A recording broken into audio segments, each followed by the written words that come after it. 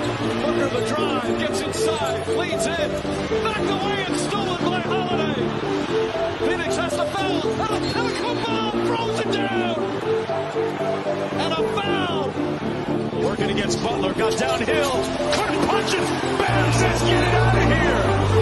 Adebayo, sky high with the block and rejection. That's why he's NBA All-Defensive Team. To Caldwell Pope inside, he's tied up by Green. Throws it back up top, James puts up the three. Oh, it's gone! LeBron James from downtown as the shot clock expires. Gets it into Durant. Here is Durant moving on Tucker. He turns, he shoots.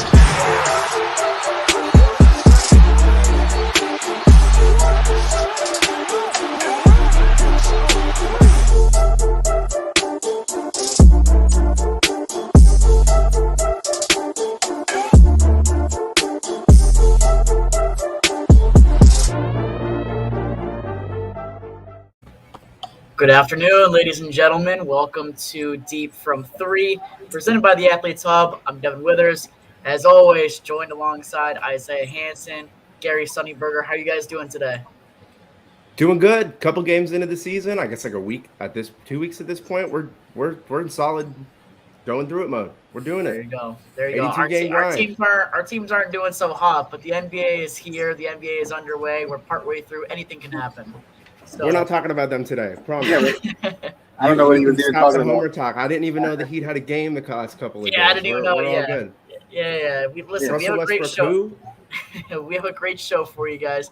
We got a lot of topics to cover. We're going to start off with something that was really interesting. So Gary, he presented me with this article. I go through a lot of the editing process for the Athletes Hub, and he says, hey, listen, I got a piece on Zion Williamson. We got to talk about what's happening with him, whether it's the weight issues, him getting back on the court. It sounds like based on the latest reports, he's still weeks away from returning to actual NBA action.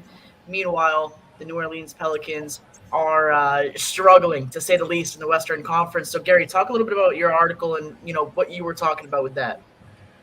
So one of the things that was always curious to me about Zion was his availability. I know when he was at Duke, he had that insurgence of potential and popularity. He was on every single ESPN article. He was on top of every news station on any sports station on the planet. And we knew that he was going to be like a transcendent, a unique talent in the NBA. He can dominate on both ends of the floor. He rebounds like crazy. He passes like a guard. He doesn't dominate now on both ends of the floor. He's a little bit more offensive, but he has the tools to become a great defender.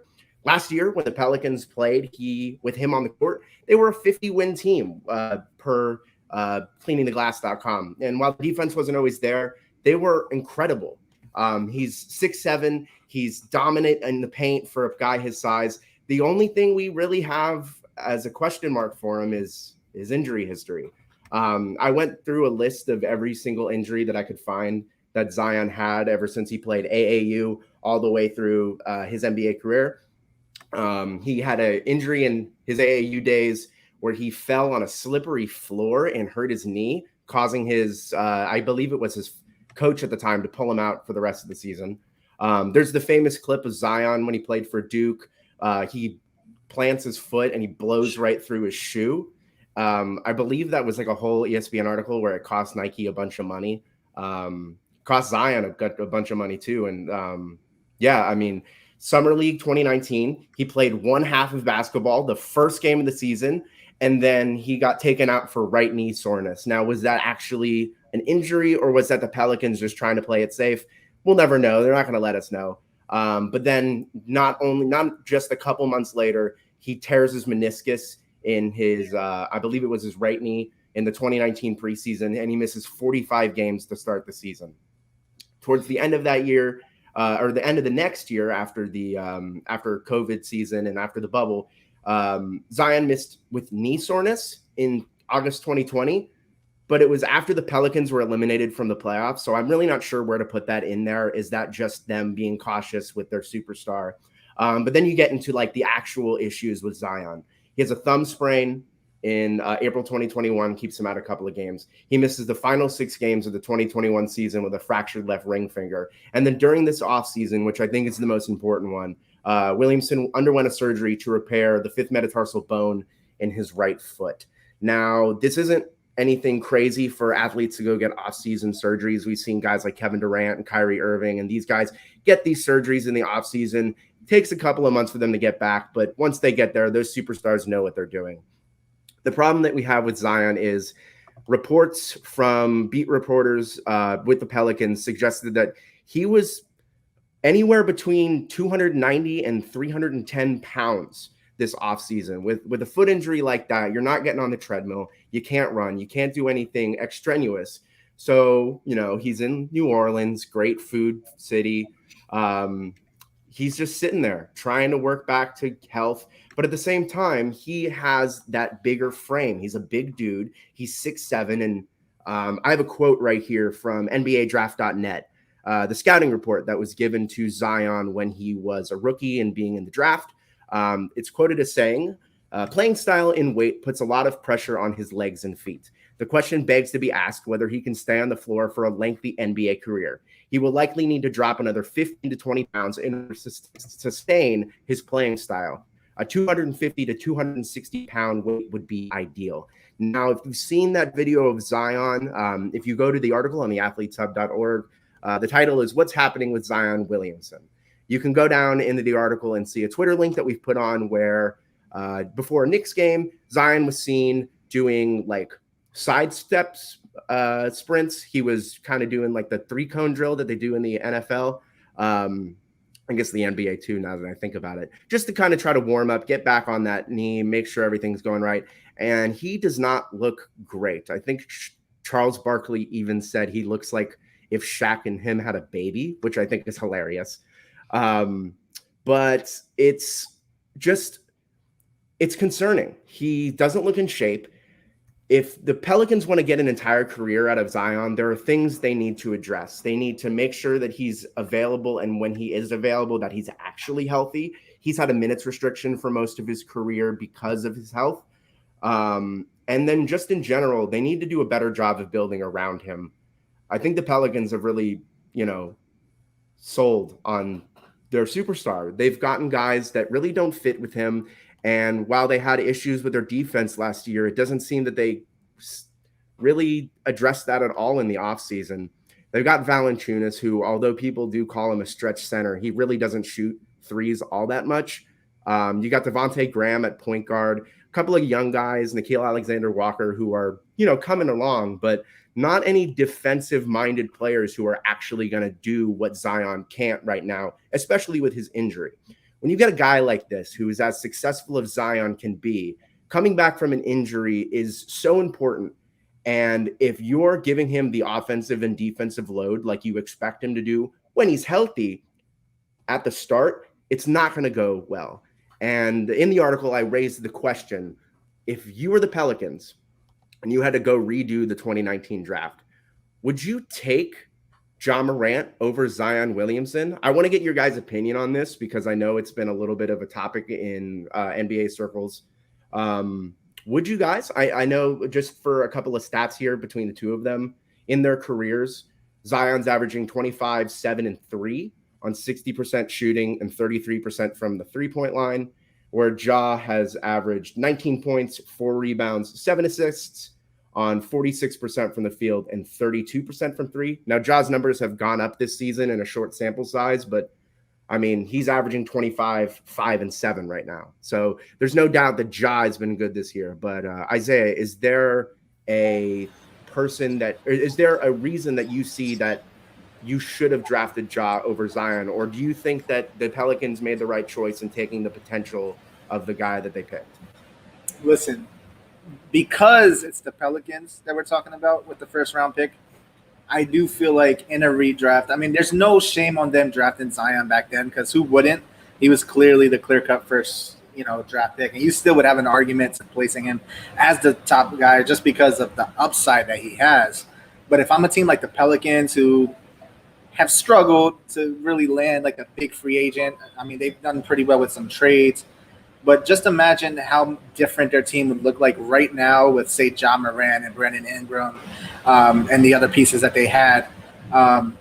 we're not talking about a championship team, but we're talking about a team that has something to build with and build off of. Now you're just left with Brandon Ingram and, a couple of good role players. Devontae Graham is not a bad player, but the team looks much different, and it shows in the standings and the results. So if it was the Lakers or a team that maybe has more pull in free agency, yeah, you go with Zion. You go for that home run. But the Pelicans really – if I was the Pelicans, I'd be more worried than anything else right now, just because say Zion does turn it around somewhere down the line, it doesn't look like it will be in a Pelicans uniform. There's been rumors about him wanting to leave there in the first place. So by the time he's ready for free agency, that might be how long he needs to get it together, if he is ever going to get it together. So that's a big loss, especially considering they let go of Lonzo Ball, who's apparently a future superstar. And then you just have Brandon Ingram who's left. So, I would definitely have drafted John Morant if I was the Pelicans and I could go back knowing what I know now. Yes, because you go for the guy that's leading a team like the Grizzlies and making them a true threat. Aside from like Jaren Jack, they got some decent pieces, but John Morant's running that ship, and as a young player, that's not easy to do. And he pretty much is the only guy from that class that's really truly in the West, let alone. So, I would definitely take John Morant knowing what I know now. But if I knew and I could guarantee that Zion would reach his potential, of course you go with Zion. But I just cannot see it, and I have no real reason other than what we believe could happen to go with him. You mentioned earlier about Zion possibly leaving. I know he can. It has never happened before in NBA history, but Zion is potentially the first rookie on a deal that could get a max contract. That max $200 million extension to deny the qualifying offer if he decides to enter unrestricted free agency and go somewhere else in the offseason. I know we were talking about it a little bit before the show, but Devin, how do you feel about Zion over Ja for the Pelicans still? Because I do personally believe that they'd still pick Zion, even if personally I'd pick Ja. But how do you feel about that? Yeah, it's interesting, right? Because when I was editing through the article and I was reading everything over, your take, in which I went into the post. So if you're watching right now, you can see in the comment section, Gary's piece over at theathleteshub.org. Very nice piece. It's a tough call, right? Because, in redraft, both of these players have been exceptional, above average. They both lived up to expectations in their rookie year. During that 2019 season, Ja became the third rookie ever when it came to averaging over 17 points and 6 assists while shooting over 55% from the field. The only other two players in NBA history to do that are some of the greatest point guards in NBA history, Oscar Robertson and Magic Johnson. Among those 2019 draftees, Ja was also third in PER. He was third in win shares, and he was first by a mile when it came to assists. So if you're a team that was looking for a point guard, then yeah, Ja Morant, he's a win. He's a very, very safe pick, leading Memphis to the playoffs as a very young player is a prime example of that.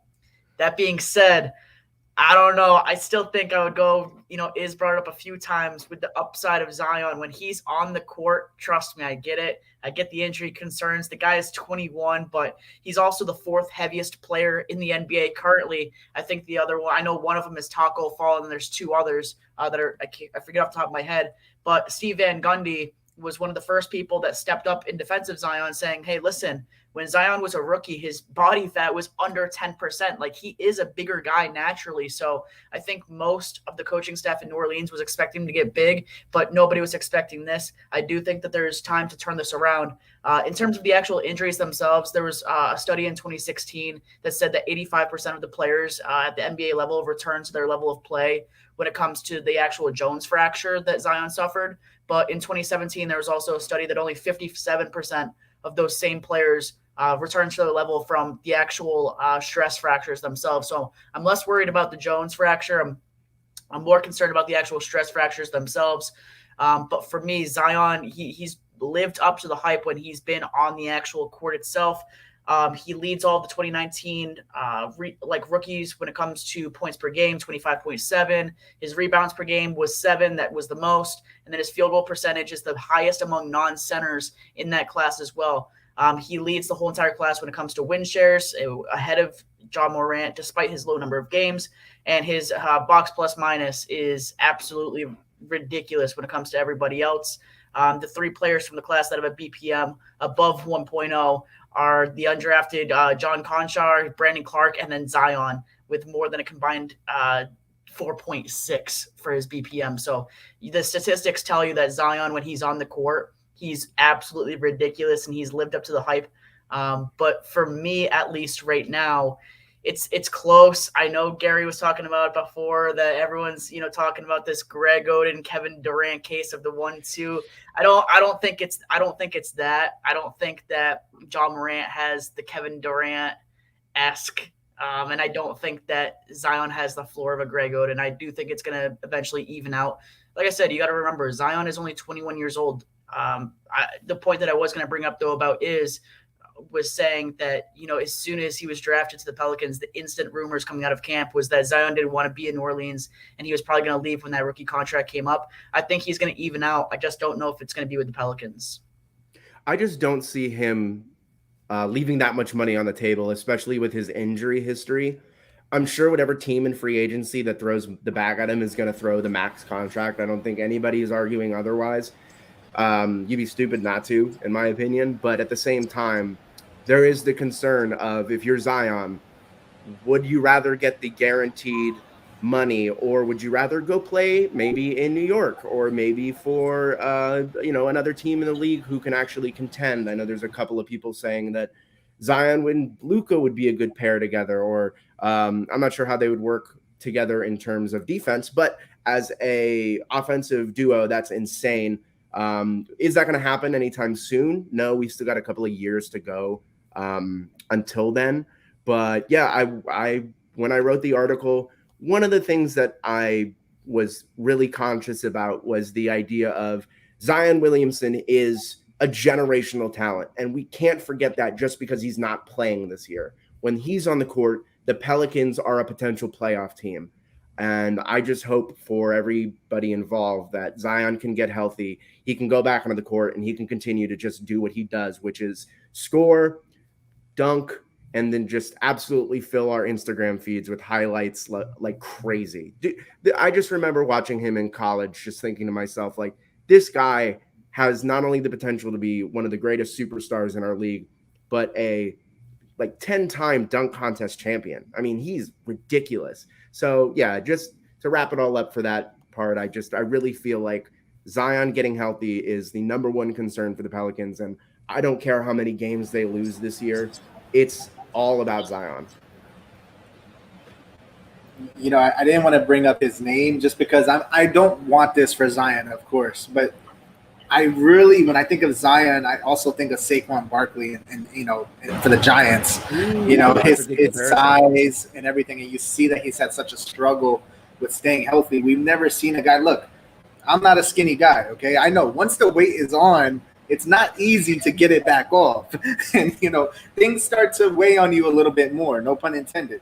And, Zion, he has some work to do, but I'm with you for the most part. But it's just, I don't know, man.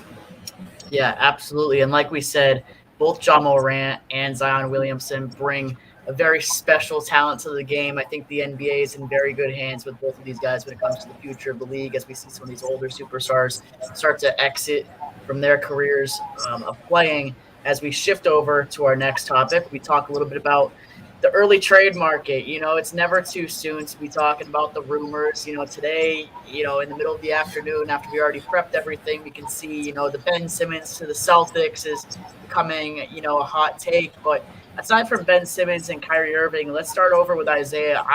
What's one player that you think should be on the trade market that we're not really hearing a whole lot about, but we could hear about them later on? So I know a lot of people would be looking at for names such as like Damian Lillard, for example, because it would be a shame if we don't get a real deep playoff run with Damian Lillard, and I would lean that way too if I felt like that was something that was going to happen. But based off what has led us to this point, Dame hasn't really given any impressions that he wants to leave Portland. then that puts the ball in Portland's court to make something happen. And as currently constructed, I mean, they're a good treadmill, first round, maybe second round if they're lucky, like in the playoffs, but they simply don't have enough. And it's not necessarily this man that I want traded's fault, but it's the fact that you don't really have much else to go out and get you some depth pieces, some really impactful pieces, and that is CJ McCollum. CJ McCollum hasn't really lived up to the Damian Lillard hype, as his number 2, in my opinion. I mean, he's done what he had to do. He's averaged 20 points, but there's been plenty of moments, big moments, where he's come out a little bit small. So that's somebody I'm definitely leaning towards, and he is a name that you could pair with other guys to go out and get you a big name. I wouldn't really want to go the Ben Simmons route, but for Damian Lillard in terms of going for a deep playoff run. But as currently constructed, they definitely can't win, and you need some type of player that could go out and get you a package, and that guy is CJ McCollum, in my opinion. Again, not a terrible player. He does what he has to do, but there's been too many moments. Like, I just can't get him stepping out of bounds late in the game in the playoffs last season out of my mind after Damian Lillard completely went off. And, his prime, Damian Lillard's prime is not going to last forever. We've seen him struggle a bit early on. He'll be fine. Chill out. No worries. But, I would hate to see him get, especially in Portland's case. Like, you have a generational talent like Damian Lillard. You need to do everything you can, take all the risks you can, and letting go of CJ McCollum, I think that's something they should do. Not for just anybody, but for a big name. And I think it's possible. It could definitely happen. Yeah, and I remember last year, McCollum was actually on the trade market, at least involved in rumors towards the deadline and then also in the offseason. So McCollum's an interesting name. I think if you're going to give up McCollum in any sort of trade talk, I don't see the point of even keeping Lillard as well. Like, you basically become sellers in that instance, because I don't think you're making a deep playoff run with. I think basically you're folding your cards and saying, this isn't the roster. We got to go back to the drawing board. But Gary, what are your thoughts about a player that could be on the trade market this season? I was looking specifically at the Houston Rockets for this experiment we're doing here. I originally wanted Eric Gordon out of there. He's way too good. He's shooting, I believe he's the highest percentage three-point shooter in the NBA this season. He's absolutely killing it on that end, but the problem is he's got an $18 million a year contract, and no contender in either of the two conferences has enough cap space to take him on without giving up a significant amount. I tried like 30 different Lakers 3-teams trades, and it's not working. So the one that I did find was Christian Wood. Christian Wood kind of having a down year this year in terms of offensive production. He's averaging about 17 and 12. He had 21 points per game last year, so a little bit of a dip. And that can be directly attributed to Jalen Green and Kevin Porter Jr. taking on a lot more of the offensive load.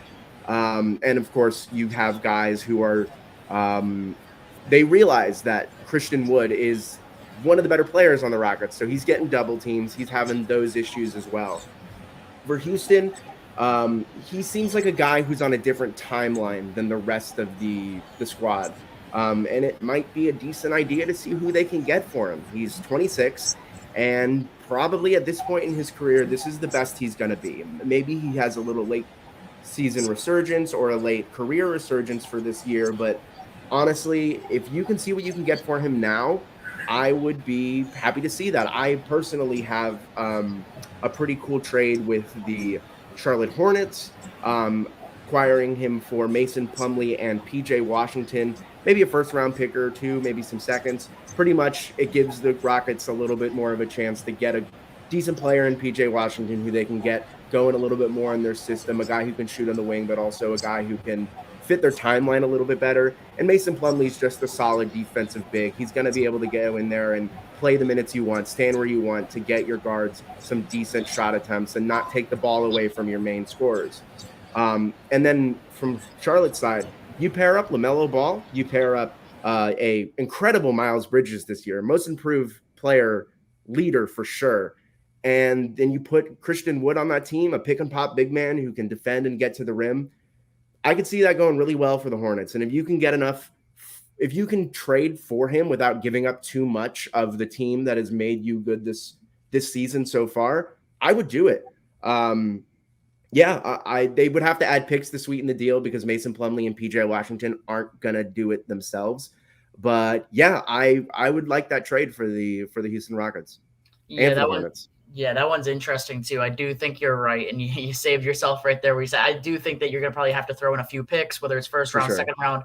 But Christian Wood, like you said, coming off of a down year. The year before was his breakout year, though. So I wonder how he's evaluated by the Houston Rockets right now, whether that's a piece that they're willing to move on from. Obviously, the Houston Rockets won't be contending in that tough Western Conference this year. But, as they prepare ahead, you never know whether Christian Wood is going to be the guy that they try to build around. I don't necessarily think so. He's probably not their primary option when it comes to scoring for years on from now. But yeah, he's a great secondary piece. He's a great rebounder all the way around. I'm also going with a big man over here. I'm going with somebody that was drafted in 2015 and has had possibly the unluckiest career to start when it comes to coaching staff mishaps, when it comes to the front office, when it comes to his own Twitter account that he can't even handle, #FreeCat. I'm saying Karl Anthony Towns. Karl Anthony Towns needs to get his butt out of Minnesota. This guy, since 2015, 6 different general managers, 5 different head coaches since 2015, since he was drafted. During that exact period, you would think, oh, maybe this will work, maybe that will work, maybe our roster needs to be changed. This team has only made the playoff 1 time. This is one of the, I would say he's one of the 3 to 5 best big men that we have right now currently in the NBA. He does a little bit of everything. He's been working on his, deep shot. But man, after seeing that whole entire scandal of his Twitter getting hacked and then his agent texting him, he's like, I have no idea what you're talking about. Maybe he was hacked, maybe it wasn't. I think that all good things happen for a reason. This man needs to get out of Minnesota as quick as possible. I will say that it's going to be interesting. I think the team that I'm about to mention, and it's a little bit of a cheap shot because I said last week that the Boston Celtics needed to be buyers. They're involved with this Ben Simmons scandal when Ben Simmons isn't the guy that you need. Damian Lillard isn't the guy you need. I really think that you need to go get Karl Anthony Towns. So the trade that I came up with, you're giving up Robert Williams. I think he's a great two-way player. I think he's an excellent rebounder as well. So you're still getting that length back. You're also getting Al Horford, expiring contract, veteran presence. It's sort of a wash when it comes to his contract. Dennis Schroeder, obviously the one-year deal that we all know about. You're still getting a guy that can score, a guy that can give a boost this year. But after that, he's going to hit free agency. You're basically giving yourself room in the roster to add guys in the offseason, add guys through the draft. I'm also going with Romeo Langford, a younger guy. I think he does a little bit of everything. And I'm not giving up one, but I'm also giving up 2 different first-round picks to go get Karl Anthony Towns. He's a superstar. I think that's a fair evaluation. You're getting some players. You're getting some picks for the future, and you're also getting a whole lot of cap space freedom. He's under contract for 2 more seasons, and his cap hit for each of those seasons is above $35 million. Right now, this hasn't been a beneficial relationship for either, the Celtics, or not the Celtics, for Karl Anthony Towns or for the Minnesota Timberwolves. I think when you're getting towards the end of your contract, especially after signing that huge I think it was like a 5-year, $180 million max extension that he signed a few years back. When you're getting down towards the tail end of that contract, you got to sort of think to yourself, is it worth me signing another max contract, or do I just have to explore my options now that I'm sort of settled into my prime? For me, at least, I think the answer is going to be that it has to be somewhere else. And what better place to do it with the Boston Celtics? And notice that the names that I gave up did not involve Jason Tatum and did not involve Jaylen Brown. You still get to keep your 2 primary scorers. I didn't involve Marcus Smart. The Boston Celtics, if they were able to get someone with the size and the durability and the variety of play that is Karl Anthony Towns, I think they're instantly one of the 2, possibly 3 best teams in the Eastern Conference and probably one of the 5 best teams in the NBA. I think they could make a potential title run this year. But I'm interested in hearing from you guys when it comes to some of your buyers and sellers when it comes to the NBA trade deadline. Obviously, we are a distance away, but it is never too early to talk about it. Gary, based off of the first few weeks of the seasons, what do you sort of make of the whole entire structure of the NBA, and who do you see eventually becoming that buyer and seller? Before I get into that, I do want to mention, I did think of this. If Karl Anthony Towns gets traded to the Boston Celtics, at what point do we rename the Minnesota Timberwolves to the Boston Celtics Big Man Factory? Because after trading Kevin Garnett to the Celtics, and if they trade Karl Anthony Towns, they might as well just be giving generational talent to the Boston Celtics. Like, here you go. Here, just take Karl Anthony Towns away from us. We're going to keep Jalen and Jason. Okay, but I had to mention that. As far as buyers go, sorry? The AAA team for the Celtics. For real though. As for buyers this year, to get back on topic, I have the Dallas Mavericks. I expressed it earlier in the year, if you follow me on Twitter, that after the hire, I didn't think that Jason Kidd was the right coach for this team.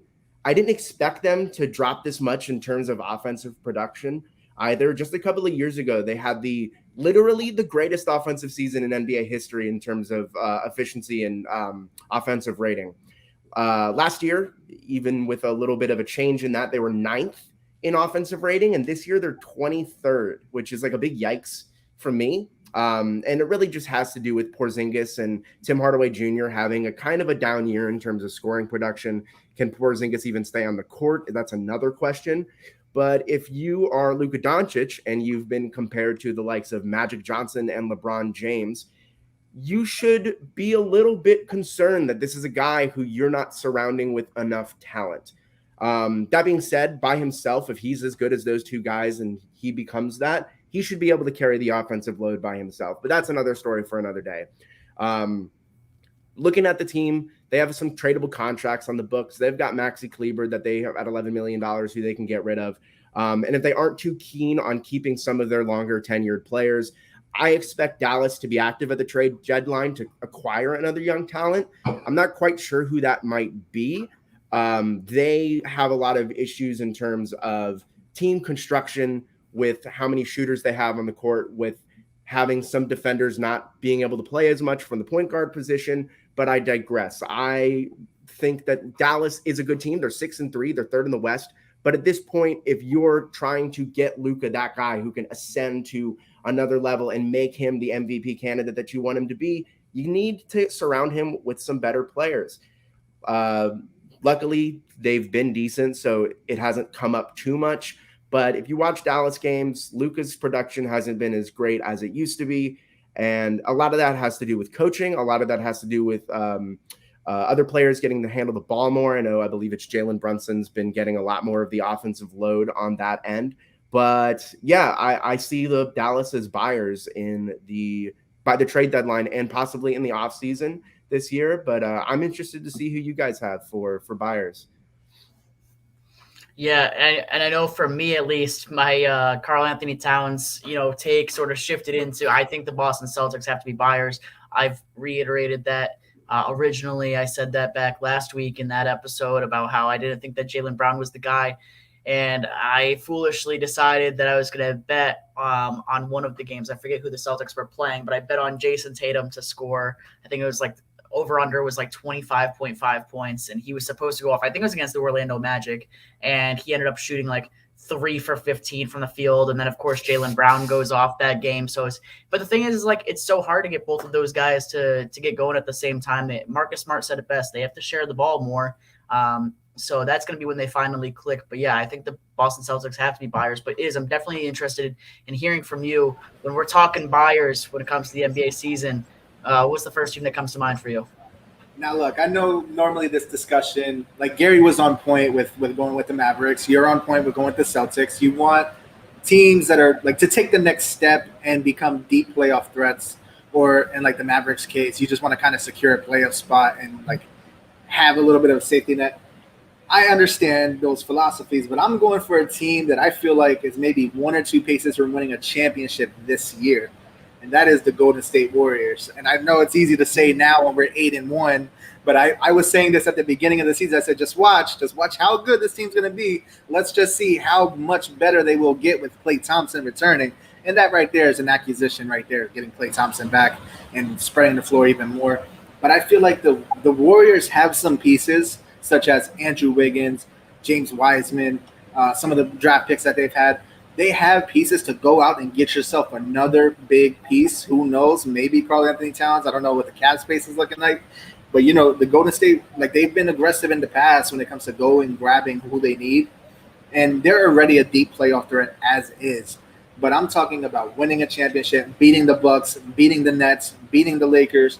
you add one more piece, and maybe even as constructed, they might be even good enough to knock off a team like the Lakers. But adding another piece, almost, in my opinion, this is the Golden State Warrior dynasty. It is back in a sense, and you just need one more. So who is that? It could be, I mean, I know a lot of people were throwing out the Damian Lillards. That would be really fun to watch, but I don't see that happening. And just see Steph and Curry just shooting from half court all the time, and then you got Klay Thompson waiting for you. It'll be fun to watch, but I don't know if it's a championship formula. It'll be fun to watch. So with that said, Golden State Warriors, they might even be my favorites to win a championship now. I know I said the Bucks early on, but I'm starting to become even more of a believer. Golden State Warriors coming out of the West. If Steph, Klay, and Damian Lillard were all on the same team, the NBA might actually decide to move the 3-point line back a couple feet. Like, I feel like that's the point where we go, all right, this is a little too much. Let's take it back a little bit.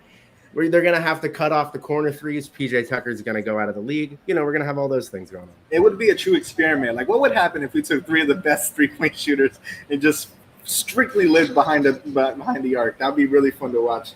But the floor spacing would be absolutely absurd. Yes. Yeah, and it's interesting, right? Iz has been on this train for the Golden State Warriors since we did our first episode, nearly a month ago, So you never know. I've seen the rumors about Damian Lillard over to Golden State. I think it's going to cost them a pretty penny to go get it. You're probably giving up, Wiggins, Wiseman. You're probably giving up a whole lot more of your depth plus some picks, but as long as you're keeping, I think Gary said it best. If you get all 3 of those guys on the same team, Steph, Klay, and Damian Lillard, that's 3-pointers, for the whole entire. I don't even know how to describe that. That's insane. But yeah, it is, and I want to bring it right back to you because for every buyer, there's always a seller, right? So which team is sort of in the position right now that says, I don't know if this is my season. I got to start selling some pieces. So again, I'm changing the philosophy a bit, okay? This is a team that I brought up early on that I felt like would be better than we thought. I feel like they might even be able to contend for an 8th seed. I brought up they have Bradley Beal, and they have that other star. His name's Kyle Kuzma over there. But let's be honest. There's no doubt they're nowhere near championship contenders. But right now, what they are doing, because they're overperforming, maybe Kyle Kuzma is overperforming in Devin's mind, and you got Montrezl Harrell who's doing what he's had to do. He's stepped right in and he's racked up the numbers. You now have a bunch of expendable trade pieces because you're not competing for a championship to build towards the future. So you have Montrezl Harrell, you got Kyle Kuzma, who they both can be moved, and not to mention Bradley Beal. I understand it doesn't look like he wants to leave either, but that is another guy that needs to be freed from his organization. They are doing as well as I thought, maybe a little bit better. And I feel like if they stay together, they would be an 8th team. But that doesn't mean they should. They should be building towards the future at this point. Grab some draft picks. You got expendable pieces. Don't let them leave in free agency. Don't let them, don't let their contracts go any longer. It's time to build towards the future if you're the Wizards, and they got the pieces. So. The Wizards are interesting. I don't know if I would say sellers necessarily. Like I said, I think they're definitely outperforming their expectations. I mean, this was a team, once again, that I think I said at the beginning of the season that, I thought that they were going to not be able to live up to the expectations. And so far they've done it. But I'm not letting you slip with that Kyle Kuzma take a couple of days ago. I'm looking at his game log right now. This man shot 1 for 10 against the Toronto Raptors. And just because he goes out, the other day and shoots, 6 for 11, he gets some 15 points, 10 rebounds. Stop it. Listen. Like we said in Lonzo Ball, the stats really matter if you're winning games, right? I don't know. But I don't think it's going to be the reason I don't think they're going to sell off. They might sell off some of their younger pieces, and this is a team, I think that I'm looking at it right now, their average age is about 25, 26 years old, so they might try to keep those younger players just to get them some playoff experience, if that is eventually where they get, whether it's the play-in tournament, whether it's as a lower seed that eventually gets knocked out in the first or second round. But Bradley Beal, I mean, we talked about this, I think it was last week or the week before, where we said Bradley Beal had that opportunity to, get a trade request. Russell Westbrook was, basically pleading to him, like, dude, I'm getting out of here. Like, you better follow right behind me. And Bradley Beal says, once things come together, it's going to be real dangerous. So, but I do think that the Wizards probably have the most attractive young core when it comes to guys that just don't have long contracts, a lot of trade pieces that you could probably cash in for some draft picks. So that's definitely an interesting take. But yeah, Gary, what are sort of your thoughts when you think of a seller going into the season and after you've seen the first couple of weeks of NBA action? What does your mind tell you? So the team I'm about to mention bounced back a little bit in the last 2 games, and that would be the Indiana Pacers. That being said, that bouncing back has brought them to a pretty abysmal record of 4-7. I know that's not like terrible, but it is 13th in the Eastern Conference. And while I said they bounced back after the last 2 games, one of those was a win against Sacramento. So does that really mean anything? Probably not. But the Indiana Pacers have a very interesting trade piece that they could give out to a couple of teams, and that is Miles Turner. He's been in trade talks for about 3 years now. It feels like his entire career he's been on that trade block. And he's definitely a guy who, with the logjam that they have at center, he could be somebody that they send off before the trade deadline. I know you could probably rewind to about 2 years ago on another podcast and find somebody saying the exact same thing that I just did. But it's still out there. Miles Turner is a great defensive big man who can space the floor. Any decent NBA team could use him. The problem we have with the Pacers this year is that TJ Warren's been hurt. Maybe it's a little bit of a reason for their struggle, but the Pacers are basically, I have an analogy that I like to say as the Pacers are. Pacers are like that guy who still owns that beat up old Honda Civic, and he keeps replacing pieces on the car. And at some point you go, couldn't you just bought a new car? Couldn't you just sold the car and got a new one? You've spent about $10,000 on this piece of crap, and not all you've gotten is like a 19 mile per gallon car that isn't getting you anywhere.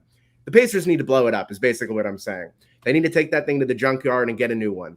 The problem they got is that Rick Carlisle just got hired as their coach, and he's not a guy who's going to back down from any sort of competition. You have a stubborn Kevin Pritchard in the front office there who's not going to let up trying to get that 8-7 seed, because it's no secret that the Indiana Pacers are one of the lower marks of the NBA when it comes to attendance. So having a competitive team always helps with that.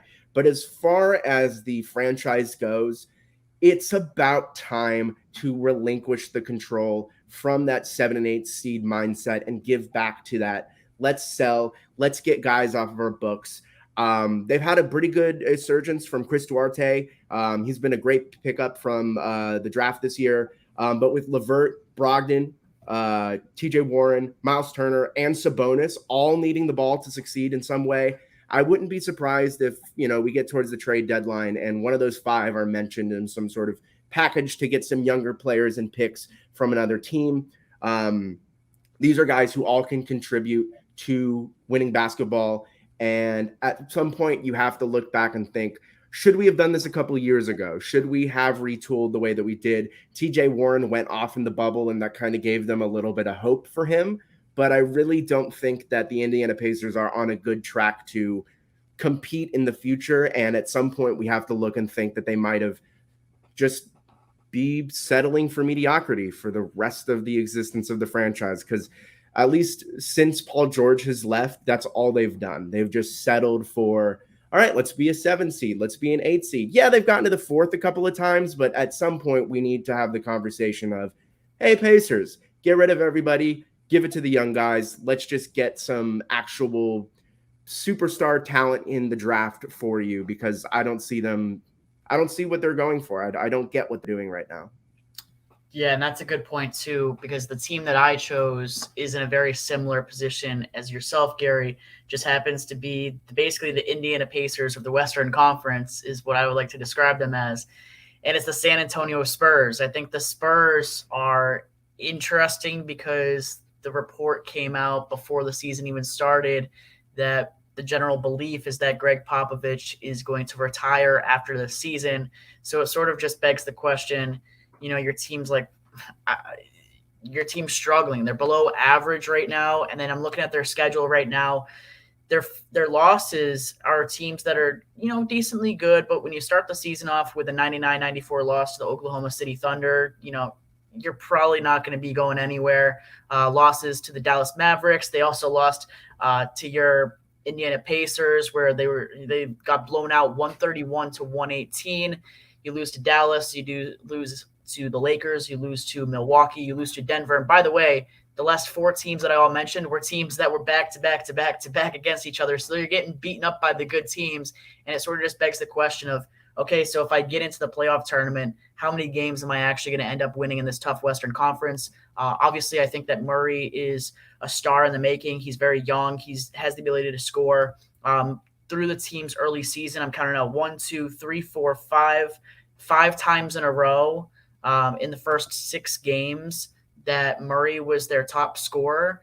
But I think that when the fortune cookie tells you that Doug McDermott is your top scorer against the Milwaukee Bucks with 25 points, your team's probably not going to make a huge dent in the Western Conference. So that's the team that I'm sort of looking at being a seller. I think it's a very similar standpoint as you, Gary, where you say, hey, let's go find some superstar talent in the offseason. Let's go find some superstar talent in the draft. Potentially, this is a team that has had one of the greatest dynasties in NBA history when it came to Tim Duncan, Manu Ginobili, Tony Parker, all of those guys. Even before that, you had, David Robertson as well. So this is a team that has had its moment, but we're way past the twilight stage. We're at that point where teams, the ones that we all mentioned, are just stuck in this one gear. So speaking of superstar talent, as we wrap up this show, as always, we got a concluding topic. I want to hear from you guys because this MVP ladder, man, it's been crazy. At one point we had Jimmy Butler. At one point we had KD. But I don't want to know about the front runner. I just want to know a guy that's not getting enough respect when it comes to this MVP race.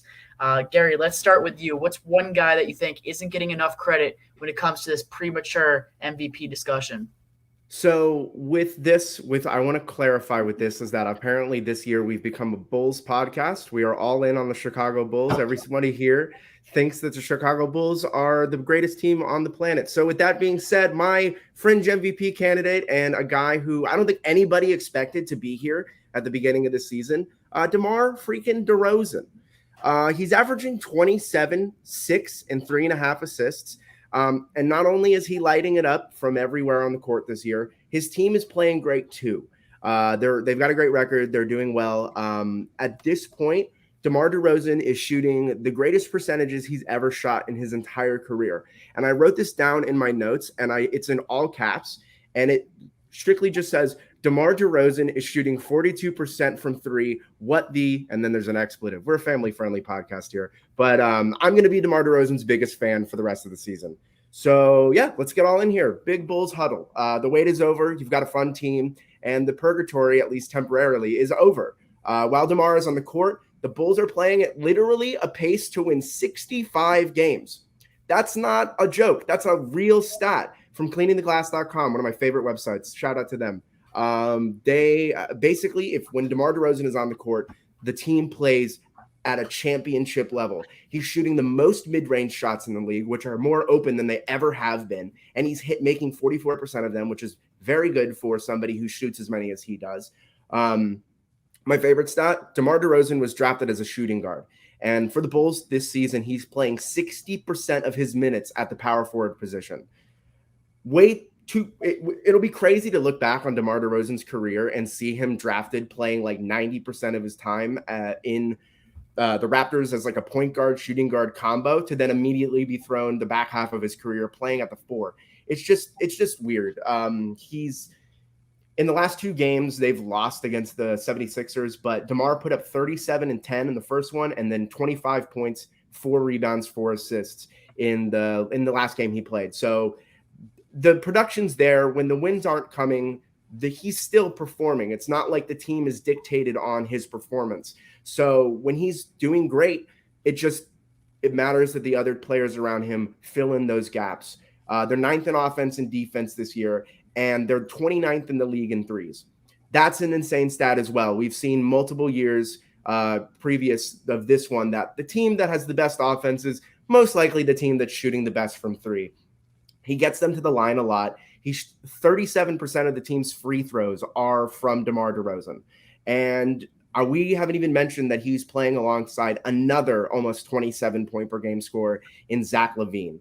And one of the things I think that makes him a prime MVP candidate this season is the ability to coexist alongside with another star and elevate their game as well as promote his too.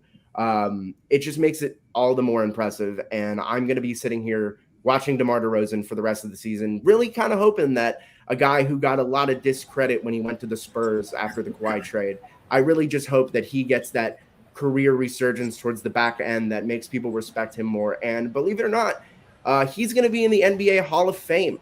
Whether you agree with that take or not, he has enough points and playing time and stats basically to back it up. He went to the Eastern Conference Finals a couple of times. DeMar DeRozan will be in the Hall of Fame one day, and that's going to piss people off. And I don't care. It's going to happen. Yeah, be careful, or else you'll get these NBA writers that put him on the top 75 list, and then you'll have comparing him and Klay Thompson as some of the greatest players of all time over there. We're not talking about Dwight Howard here. But yeah, I think that's a great point. I said last week, hey, listen, I'm fueling up the bus. I'm taking the bandwagon on over to the Bulls bandwagon on over to the gas station. We're fueling up and we're riding all the way through. So I think that's a great take. I haven't really heard his name in a lot of these MVP conversations, especially early on. But what's your sort of take right here? What do you think for the MVP? Once again, I'm changing the philosophy, okay? I'm not talking about a guy who's should win the MVP. Like if the season ended today, he's probably not even the top 10. Okay, but I'm going to talk about a guy who's out of the top 15, and I feel like it's a little disrespectful at this point from what I've seen, and that is LaMelo Ball, okay? You got Miles Bridges in the top 15 of the MVP voting. That's what I'm seeing a lot of polls so far. But you don't have LaMelo Ball. And I feel like that alone is what made me want to take this take. I'm like, I know they're in the midst of a 4-game losing streak, so now they're 8-9 as it stands. But the Hornets, we could say they're a factor in the East. Is that correct? And I would say it is LaMelo Ball that's leading that charge. I mean, him really good. Miles Bridges is definitely benefiting from that duo. But LaMelo Ball currently, and we're only in his second year, okay? We're talking about year number 2. He's 26-5, so 20 points, 6 rebounds, and then we got the 5 assists. So outside of the top 15, I feel like that's kind of disrespectful for him. Again, he's not a guy that's going to win it, but it's almost like he's getting a bit discounted in the conversation just because he's in his second year, and I guess people don't really feel like he's ready for that conversation. But like I said, the Hornets are a factor. I feel like they'll be an 8th seed when it's all said and done, at least 8th, 7th, 6th, wherever you want to put them. And it's all because of LaMelo Ball putting that on his shoulders, similar to how other guys like John Morant, like I was talking about earlier, is literally taking that franchise and making them a factor. Yeah, and that's another interesting one. I mean, the Hornets doing their thing over in the Eastern Conference. I agree with you. I don't think he's going to win the MVP with those kind of numbers right now because there's guys going absolutely nuclear to start the season. Although those guys eventually they'll even out. They'll have their games where they don't perform as well. But LaMelo Ball, man, he's legit one of the best passers I think in the NBA today. And it's funny, my guy is someone we started with in this whole entire show. We talked about Zion, but I'm not talking about Zion. Like I said, he hasn't been on the court, but I'm talking about his counterpart over in Ja Morant. I think Ja Morant needs to be respected a little bit more. I think I'm with Iz when I say, hey, listen, Ja Morant drafted in 2019, third year, played right here. He probably won't get the recognition that a Kevin Durant or a Jimmy Butler eventually get when it comes to this kind of consideration. But at the same time, would you believe me if I told you that Ja Morant is second in the league when it comes to points scored in the paint? Points scored in the paint. Think about that. This man is a guard. He has no business being in the paint in the first place. I mean, the only person ahead of him right now is Anthony Davis, who basically spends his whole entire career down in the post and down in the paint in the first place. So it's very interesting because we're not just talking about, oh, he performed pretty well to start the season or, oh, he's been hot lately. This man has been hot pretty much the whole entire season to start. Across the first 5 games of the season, Ja Morant became the second youngest player in NBA history to average over 30 points a game. Do you want to know who number 1 is? It's Shaquille O'Neal is the number 1 for the youngest player to average 30 points across the first 5 games in just a season in general. So Ja Morant, he spends the first 5 games going absolutely nuclear. And then all of a sudden, I'm looking just at the past 2 to 3 games. He didn't show up against the Washington Wizards. The Wizards eventually won 115-187 or 115-87. And then, but where I really like this is the Memphis Grizzlies picked up back-to-back wins against the Denver Nuggets. They won 108-106 and 106-97. Between those two games, it looks like he puts up like 42 points. He's putting up a combined 13 rebounds, a combined 14 assists. He's picking up a combined 4 steals at the same time. He does everything on both sides of the floor like this. I know he's got to improve on his shooting from outside. That's something that we talked about a little bit earlier, and I've seen stories about maybe that's why people still prefer Zion, because he's lighter than some of the guys down low. Like he's a little too quick for some of the guys down low, I should say. But for Ja Morant, the easiest case that you could make for him eventually in that redraft, tying everything around full circle, is just the sole fact that this man this year has shown up, and he showed up in that 2019 rookie season as well. He's one of the most consistent young players in the NBA. Like I said, I think I left it off best when I said that the league is in very, very good hands when it comes to their young stars. And notice how I know DeMar DeRozan's got a little bit more age than LaMelo Ball and Ja Morant, for example. But man, this young age of NBA is just going to be so much fascination that comes along with it. You know what I mean?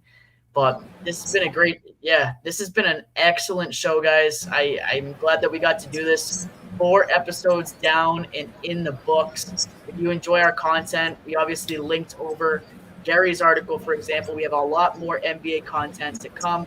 We're here every single Monday, 4 p.m. Eastern Standard Time. Be sure to check us out. Be sure to check out all of our partners as well.